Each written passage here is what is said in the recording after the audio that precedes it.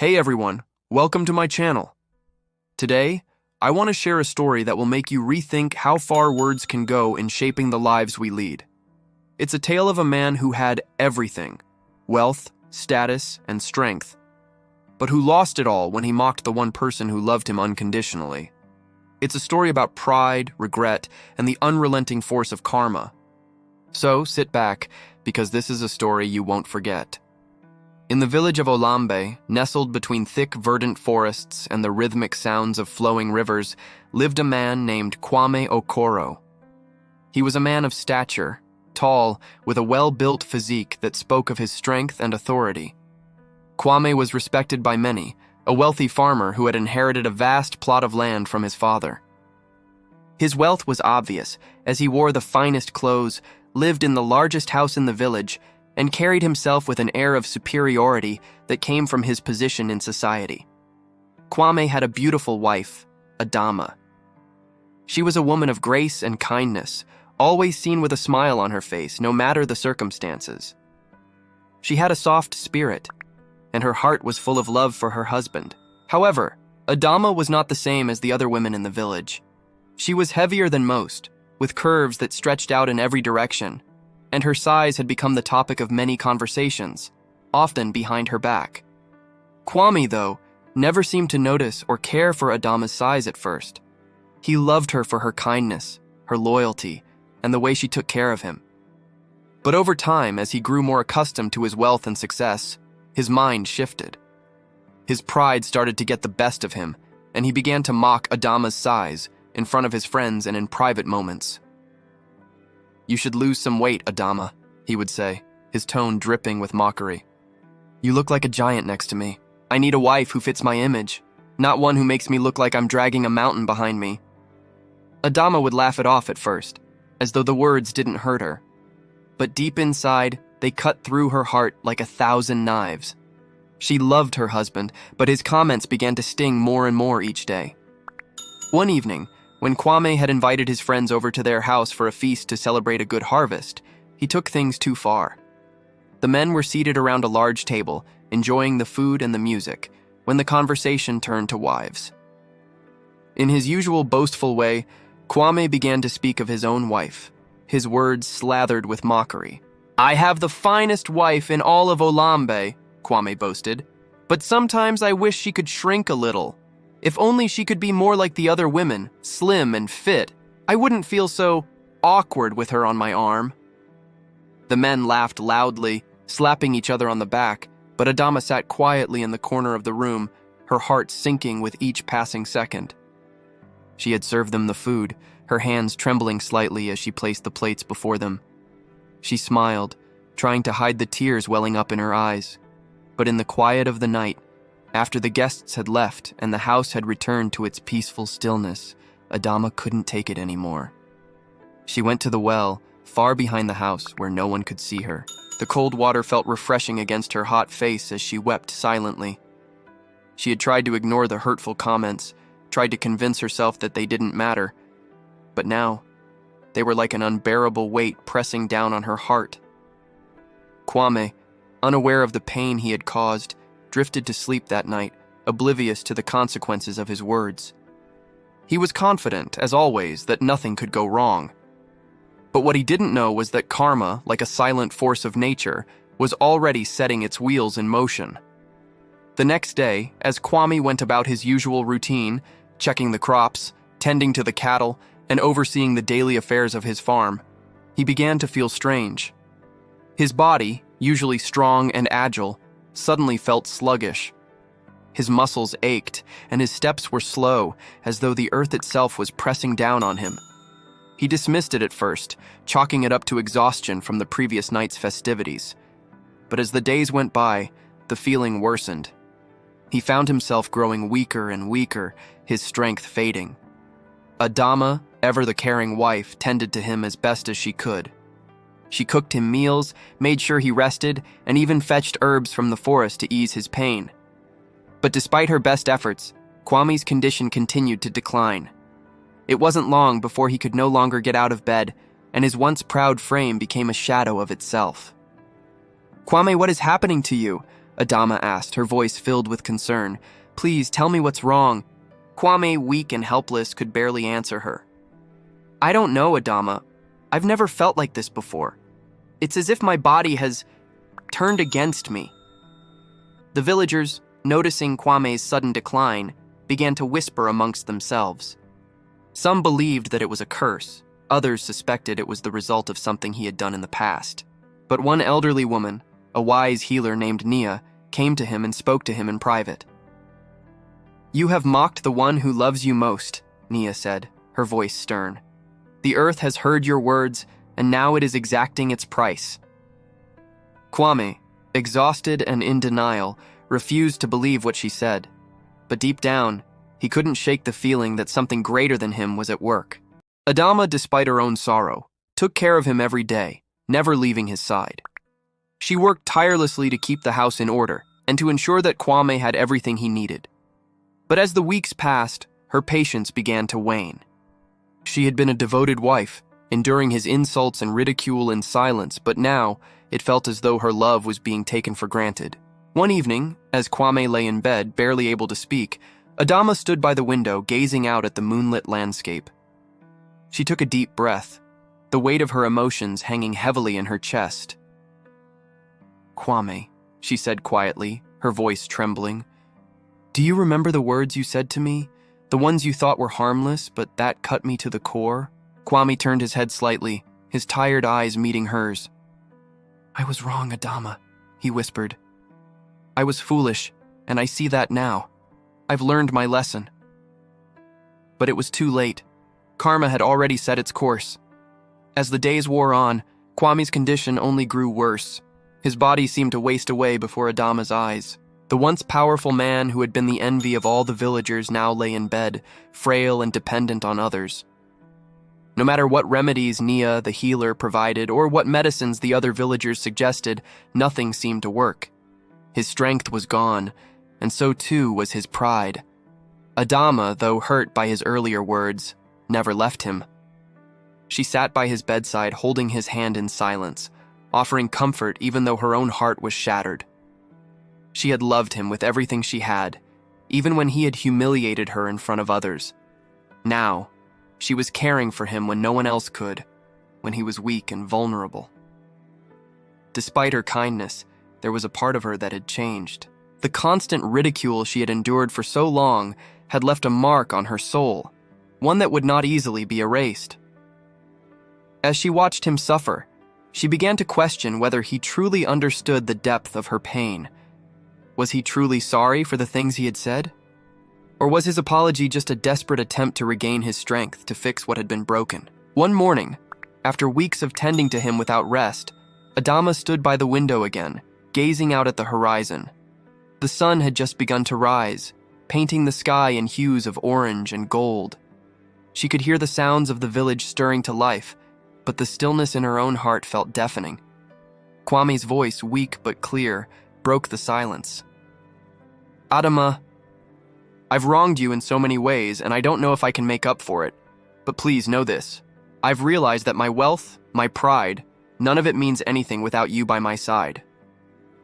Adama turned to look at him, her face unreadable. She had heard the words, but she wasn't sure if she believed them. It wasn't the first time he had apologized, but the sincerity in his eyes seemed different now.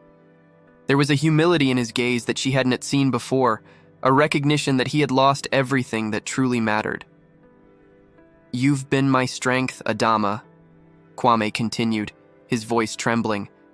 "All this time you've been carrying me, physically and emotionally, and I never appreciated it, but I see it now. I see how wrong I was." Adama walked over to his side, sitting down on the edge of the bed. She reached for his hand, her fingers brushing over his once strong, now fragile fingers. "I wish you had seen it sooner, Kwame," she said softly. "I gave you my heart, my loyalty. But you mocked me, humiliated me, made me feel like I wasn't enough. And now, look where we are." Kwame's eyes filled with tears. "I was a fool, Adama. I thought that because I had wealth and power, I could say whatever I wanted, and it wouldn't matter. But now I understand that it's love and respect that truly matter. I never gave you that respect, and for that, I am truly sorry." Adama looked at him, her expression softening. "Words are easy to say, Kwame. It's actions that show who we truly are. And for too long, your actions have shown me nothing but contempt." Kwame nodded, his face etched with regret. "I know, and I will spend the rest of my days proving to you that I can be the man you deserve. I will work every day to show you how much I love you, how much I appreciate you." Adama held his gaze, her heart torn. She wanted to believe him, wanted to forgive him completely, but something inside her, something deep and unspoken, held her back. "Let me help you, Kwame," she said after a long pause. "But it will take time. It will take more than just words. It will take you showing me every day that you can be the man you say you want to be." Kwame agreed, his voice filled with gratitude. "I will, Adama. I promise you." However, the village was still abuzz with whispers, and rumors spread quickly. Some said that the gods had cursed Kwame for his arrogance. Others believed it was his own doing. But one thing was certain. The man who had once been at the pinnacle of pride and arrogance was now a shadow of his former self.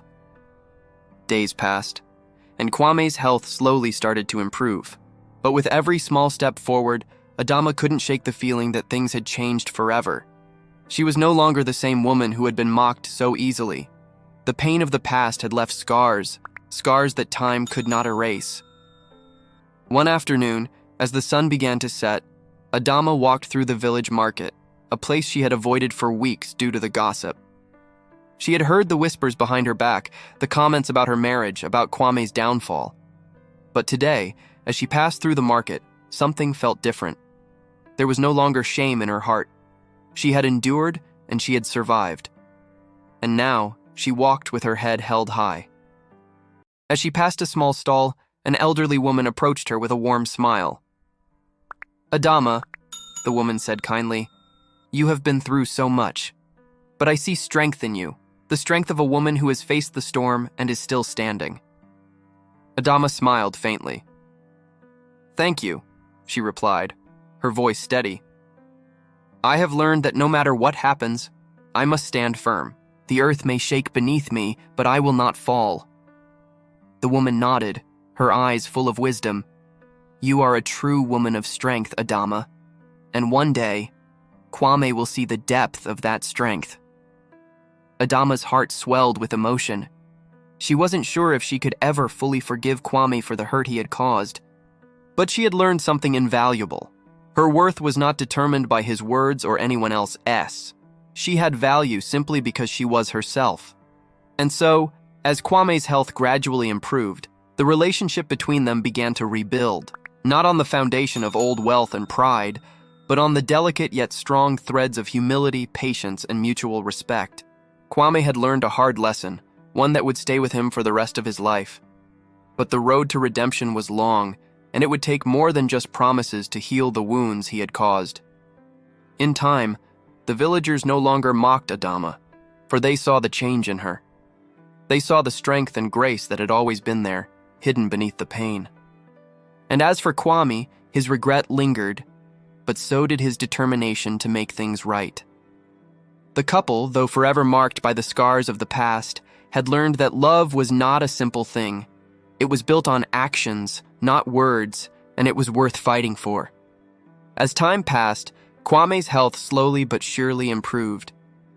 He could now sit up on his own, and the strength he had once taken for granted began to return, albeit more slowly than he had hoped. Adama continued to care for him, but now there was a new atmosphere between them, one that was far quieter and more introspective.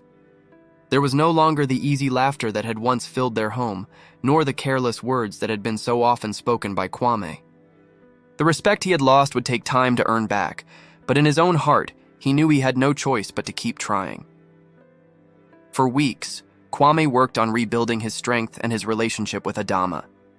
He listened more than he spoke, learning to truly hear her needs, her desires, and her pain. When he could, he made small gestures, bringing her flowers from the fields, taking over some of the chores around the house, and even helping her with the harvest. It wasn't much, but it was something. Something that showed his effort to make up for his past wrongs. One afternoon, while he worked under the shade of a large baobab tree, a familiar face appeared on the edge of their land. It was Nia, the elderly healer who had first warned him about the consequences of his arrogance. She walked slowly, her cane tapping against the earth with each step, but her eyes were sharp and knowing. Kwame wiped his brow and stood up as she approached. "Nia," he greeted her, his voice humble. "What brings you to my farm?" Nia looked at him for a moment, her eyes scanning him with a quiet intensity. "I see the change in you, Kwame," she said, her voice calm but firm. "The change in your body, yes, but also the change in your spirit. You have learned the lesson, but there is more to learn. Be careful, because karma doesn't always stop with one lesson. It teaches again and again until it has shaped the soul." Kwame nodded, understanding the weight of her words.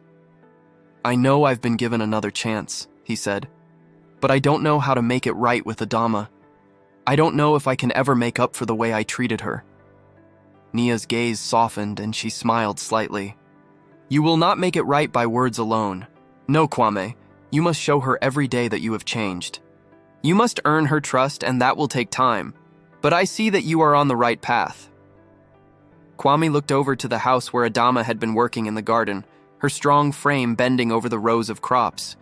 She seemed so distant from him now, and he wondered if she would ever fully trust him again.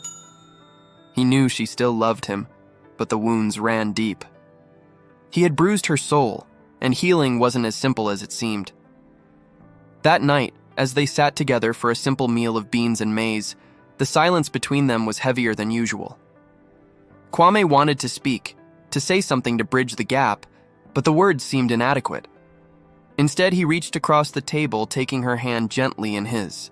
"Adama," he said softly, his voice shaky, "I don't expect things to be the way they were, but I will spend the rest of my life proving to you that I can be the man you need."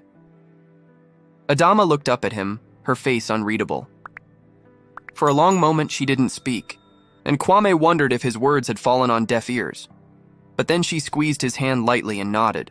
"I know you're trying, Kwame," she said, her voice steady. "But trust is not something that is easily rebuilt. You broke it once, and now you have to show me day by day that I can trust you again. It will take time, but I'm willing to see if we can find our way back."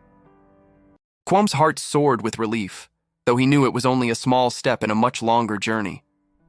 That night, for the first time in months, they slept side by side, though the space between them seemed large. But at least they were no longer enemies.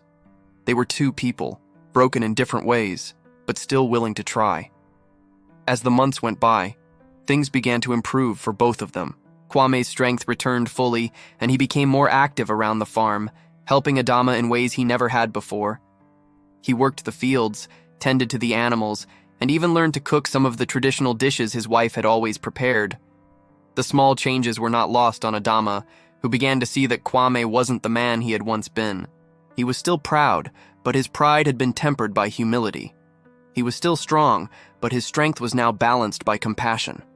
One day, after months of steady progress, Kwame and Adama sat together on the porch of their home, watching the sun dip below the horizon. The air was warm, and the scent of jasmine filled the evening breeze. For the first time in a long while, the silence between them was comfortable, like a familiar rhythm they had learned to move with. "I've been thinking," Kwame said, breaking the quiet. "When I was weak, when I couldn't do anything for myself, I realized just how much you've always done for me. All these years, you've been my backbone, Adama, and I never saw it. I never truly appreciated what you gave up for me." Adama smiled softly, her eyes reflecting the fading light. "I did what I had to do, Kwame. I loved you, and that was enough." "Is it enough now?" Kwame asked, his voice full of uncertainty. "Can you forgive me fully? Can we start again? Not as the people we were, but as the people we are becoming?" Adama paused, taking in his words. For a long time, she had feared that forgiveness would be impossible, that their past would always be a shadow over their present. But as she looked at him now, truly looked at him, she saw that the man in front of her was not the same as the one who had mocked her. He had changed. He had grown. And while it would take time to heal all the wounds, she knew that forgiveness was possible. "I can forgive you," she said quietly. "But I need to see you continue to change, Kwame. I need to see that this isn't just something temporary. It's not just about words. It's about how you act every day." Kwame nodded. "And I will. I'll prove it to you." And so, life continued for them. It wasn't perfect, and there were still moments of doubt, moments when the past would resurface and remind them both of the hurt that had been caused. But with each passing day, they grew stronger together, bound not by the pain they had endured, but by the commitment to build a new life, one where love, respect, and understanding were the foundation. In the end, karma had done its work. It had humbled Kwame, forcing him to confront his mistakes. But it also showed him the true value of his wife, the strength of her heart, and the importance of treating others with the respect they deserved. It had taken everything for him to learn this lesson, but in the end, he knew it was worth it. And as he looked at Adama, he knew that the future, though uncertain, would be a journey they would walk together. The seasons changed as they always did in Olambe. The rains came and went, bringing life to the fields, and the sun's warmth ripened the fruits of their labor. Throughout it all, the bond between Kwame and Adama continued to strengthen. What had once been a marriage tested by mockery and pride had evolved into something far deeper, something rooted in humility, respect, and a quiet understanding. Kwame, now a shadow of the proud man he had been, worked harder than ever before. His body, though no longer as strong as it had once been, was tempered with a new resilience that came not from arrogance, but from acceptance of his own vulnerability. He had learned that true strength was not measured by the wealth he had accumulated or the muscle in his arms, but by the kindness he extended to those around him, particularly to the woman who had given him everything. One morning, while Adama was tending to the vegetable garden behind their home, Kwame approached her with a serious look in his eyes. He had something important to say, something that had been weighing on his heart for some time. "Adama," he began, his voice soft but earnest. "I've been thinking a lot about what you said, about forgiveness. I know I've caused you much pain, and no matter how much I work or how much I change, I can never undo the harm I did. But I want you to know that I will spend the rest of my life making it right. Not because I want you to forgive me, but because you deserve the love and respect I should have given you from the beginning." Adama, who had been bending over to pick a ripe tomato, stopped and looked up at him. The sun caught the strands of her hair, giving her a quiet radiance, and for a moment, Kwame thought of the woman she had been when he first met her, a woman of strength and grace. She had changed, but so had he. Together, they had found something that neither of them had expected. "I don't need you to prove anything to me, Kwame," she replied, her voice steady, though it carried the weight of years of quiet suffering. "I need you to be present. I need you to listen. I need you to show me every day that the man I see before me now is the man you will continue to be." Kwame nodded, his heart swelling with both love and regret. "I will. I promise you, Adama." As the weeks went by, there were still moments of difficulty, of doubt. The people of Olambe, though they had begun to respect Kwame again, still remembered the man he had been. Some watched with suspicion, wondering if his transformation was genuine, while others quietly observed, waiting for him to slip back into his old ways. But there were no more mockings, no more cutting words. There were only actions, quiet, humble actions that spoke louder than anything he could say. One afternoon, while the village elders were gathered to discuss the coming harvest festival, a dispute arose over the distribution of the land's bounty. Tensions flared and voices were raised. Kwame, who had once reveled in such disputes, standing firm with his power and wealth, now sat quietly on the sidelines, his hands folded in front of him. He had learned not to force his will on others, to let the voices of the people be heard without imposing his own opinion. When the time came for him to speak, he did so with calm authority, not the arrogance he had once used. "We must remember that this land belongs to all of us," he said, his voice carrying a quiet strength. "We are stewards of it, not rulers. What we take, we must give back. Let us share fairly as one family."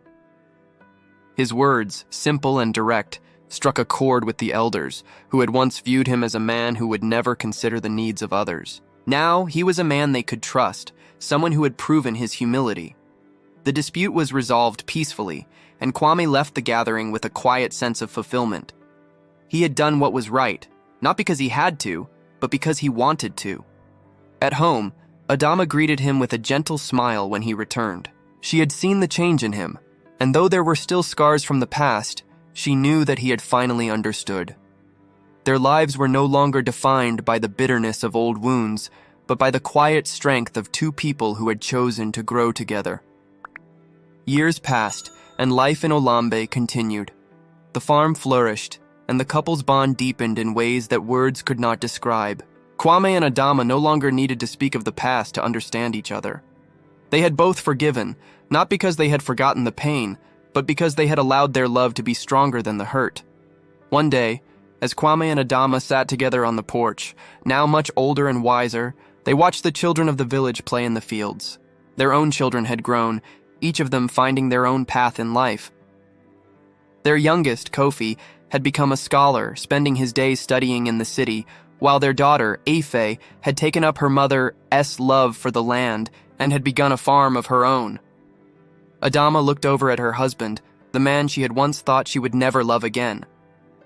The man who had humiliated her, broken her heart, and yet, in the end, had become her greatest companion.